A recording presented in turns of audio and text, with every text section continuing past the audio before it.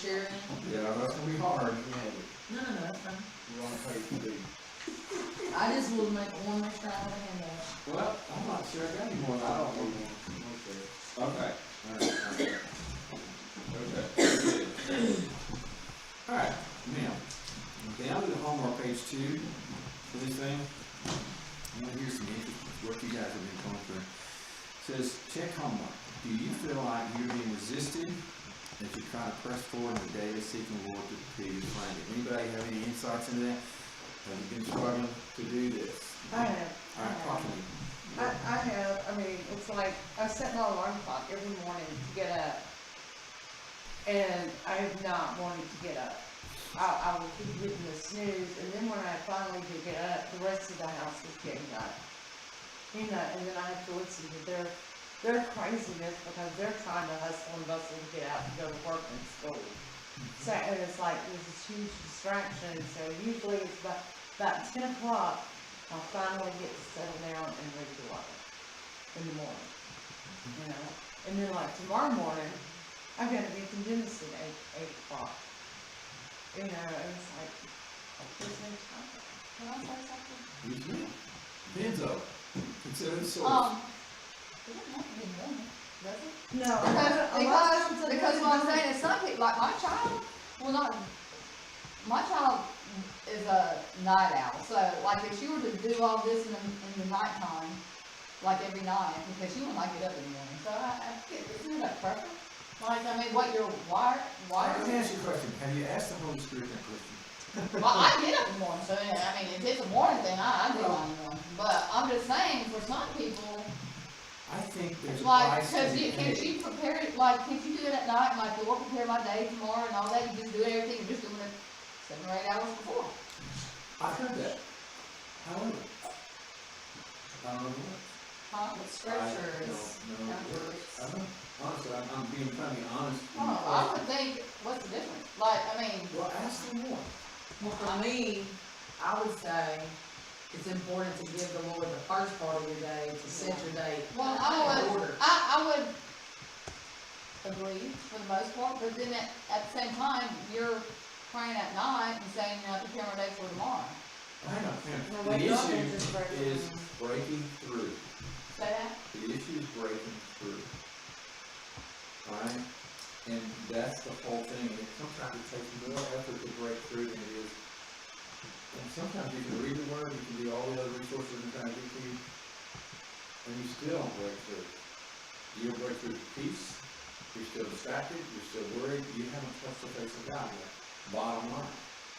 And I know the flesh will make any excuse it can to avoid this, because what this is about is putting down the flesh persistently so that you can hear the Lord. And guys, it's hard. I had a miserable time with it this week.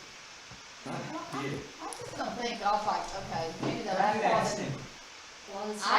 I do it in the morning. Have I- you I- asked the Holy I mean, Spirit? yes, I've tried to pray about stuff like this before. Okay. And what I mean, I don't think God's like, okay, well, you gave me the last part of the day, I can't. I'm going to say this. I think, I want to know what has God said to you about it. No, I'm not a night owl, so I'll do mine in the morning anyway. But you didn't answer the question. I want to hold you left to this fire. Now listen to this. This is about discipline and it's about hearing the Holy Spirit. And so, your assignment this week is to get that answer from Him. And it's the same thing you are hearing in fire. Alright? I mean that. This is life and death. We have screwed up royally, and that's one of the reasons we're in this room. Alright? Is because we screwed some things up and we broke some I things just up. don't, I mean, I'll pray about it, but I don't believe that God's like, you have to do it in the morning. Well, if you've already got your mind up, you're not going to get from it. Just saying. Oh, I'll pray about it, but I don't think In God's. Psalms, David cries out, in the morning I will pray to you, O Lord. Yeah. And I'm not And there's trying to another be mean, one. Christy. And there's another one too, but I can't remember where it was. Jesus did it, Mark 1. I feel like as long as you're giving him your time, at some point during the day, you can wake up in the morning, pray, spend that little time, whatever little time you have in the morning with him.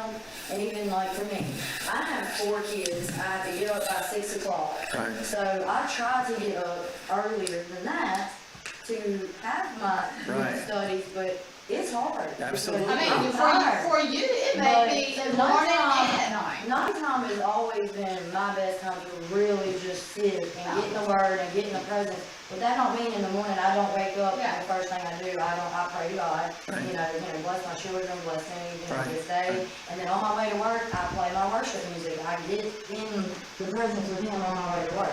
I have the Bible app on my phone, I have plans on my, Bible app that I'll listen to on my way to work.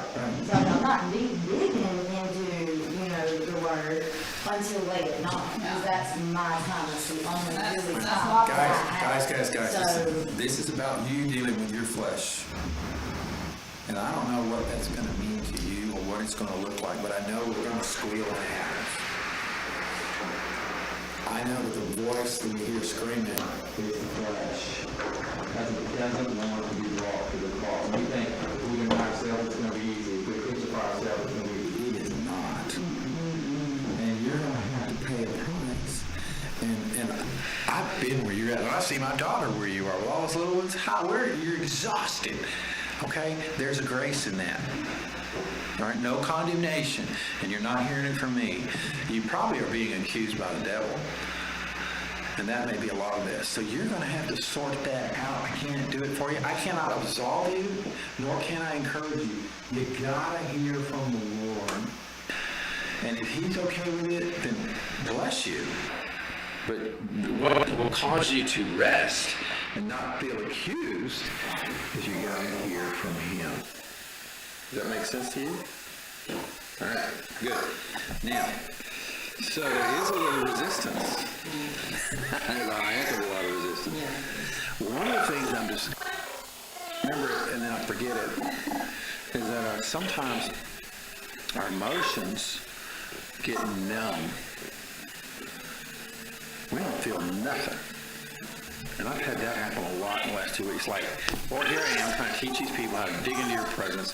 I'm reading through the Bible, and we're stuck in a book of dadgum business. And blah, blah, blah, blah. And then I'll shut my mouth, and I'll say, all right, Lord, you raised us.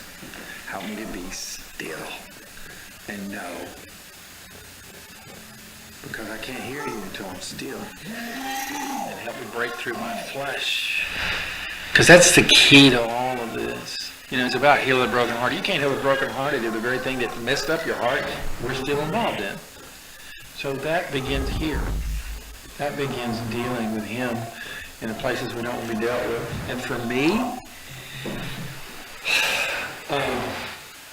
deals with the accusations of the enemy. It deals with when I get to go to bed. I enjoy some of the things I'm watching on Prime Video. And I'm thinking, if I watch this any later, I will not have the strength in the morning when I'm trying to seek the Lord. And that's when I have to say, okay, I'm going to the rack. I'm going to bed. There's a price to pay. And that's just the bottom line. And you don't take it from your children. And you don't take it from work. You take it from you. One of the things that God's really been doing with me, and I'm not going to do very well with it, it's like the survival mechanism. Suppose this was Coke Zero. That I would just, I see that Coke can over there, and I'm just about to come over this table and grab it and drink it, all right? No, don't do that, Chris, stop. It's the little things. It's the little foxes that spoil the vine. And also, we need those foxes. We depend on those foxes. It's called survival mechanisms. And it's like an addict. An addict, man, is glutton. Deep. So he switches over from gluttony. Now he's